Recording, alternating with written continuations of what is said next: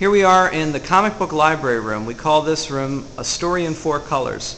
We devoted an entire gallery in the museum to the entire history of comic books. Our founder, Steve Geppi, and a lot of us here at the museum are big comic fans, and we feel that the history of comic characters in this country is just an intrinsic part of everything that defines American entertainment.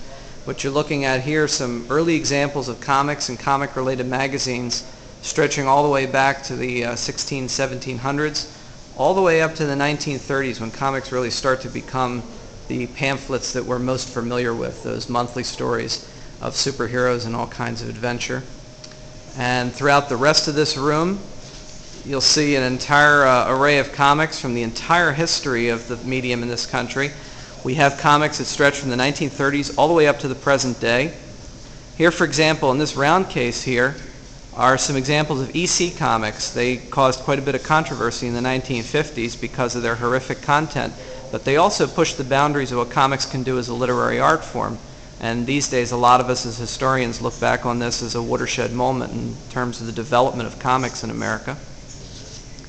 Our galleries feature a lot of video interactive features, so that when you come down here, you're not just looking at artifacts behind glass. Unfortunately, we can't have anybody actually handle or read the comics, which is a shame since they're really meant to be read.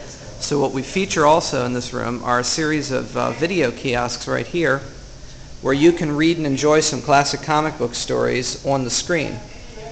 And all you have to do is pick one out, and then you can actually page through all the different stories. This one gives you the very first appearance of Superman in Action Comics #1 from 1938. Some of the other kiosks in the room show you the first appearances of Spider-Man, Fantastic Four, Donald Duck in comics. And the whole goal is to just make sure that we don't lose track of the fact that these are meant to be read and enjoyed, not just by kids but by adults too. And this big screen up here is showing you a lot of the comic room as well.